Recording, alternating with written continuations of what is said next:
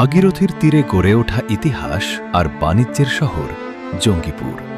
আর এই শহরের বুকেই 1 শতাব্দীরও বেশি সময় ধরে দাঁড়িয়ে আছে এক নীরব সাক্ষী, জঙ্গিপুর রোড রেলওয়ে স্টেশন।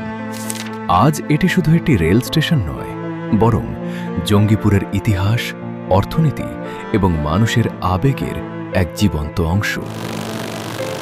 19 শতকের মাঝামাঝি সময়ে জঙ্গিপুর ছিল বাংলার অন্যতম গুরুত্বপূর্ণ বাণিজ্য কেন্দ্র। ভাগীরথী নদীপথে প্রতিদিন অসংখ্য নৌকা চলাচল করত এবং বিপুল পরিমাণ পণ্য পরিবহন হতো এই অঞ্চল দিয়ে। এই বাণিজ্যিক গুরুত্বই ব্রিটিশদের বুঝিয়ে দিয়েছিল যে এই অঞ্চলের সঙ্গে দ্রুত যোগাযোগ ব্যবস্থা গড়ে তোলা প্রয়োজন।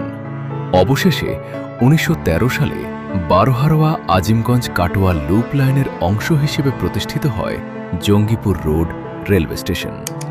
ধীরে ধীরে এটি জঙ্গিপুর, রঘুনাথগঞ্জ এবং আশেপাশের এলাকার মানুষের প্রধান যাতায়াতের কেন্দ্র হয়ে ওঠে। স্টেশনটি দেখেছে ব্রিটিশ শাসন, স্বাধীনতার লড়াই, দেশভাগ এবং স্বাধীন ভারতের পথ চলা। 1971 সালে ফরাক্কা ব্যারেজের উপর রেল সংযোগ চালু হওয়ার পর উত্তরবঙ্গ, কলকাতা এবং উত্তর পূর্ব ভারতের সঙ্গে যোগাযোগ আরও সহজ হয়ে যায়। সেই সঙ্গে বেড়ে যায় জঙ্গিপুর রোড স্টেশনের গুরুত্ব।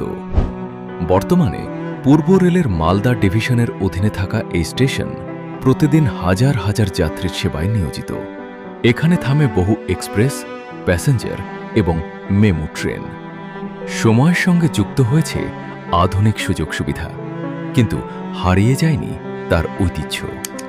2019 সালে স্টেশনটির শতবর্ষের ঐতিহ্যকে সম্মান জানিয়ে এর পুরনো ভবনকে নতুনভাবে সংস্কার করা হয়। আজও সেই লাল রঙের ভবন যেন অতীতের গল্প শোনায়।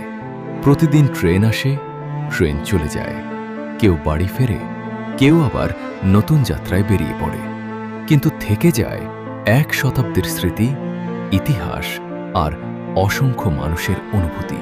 এটি শুধু একটি রেল স্টেশন নয়, এটি জঙ্গিপুরের গর্ব, ঐতিহ্য এবং পরিচয়ের এক জীবন্ত প্রতীক।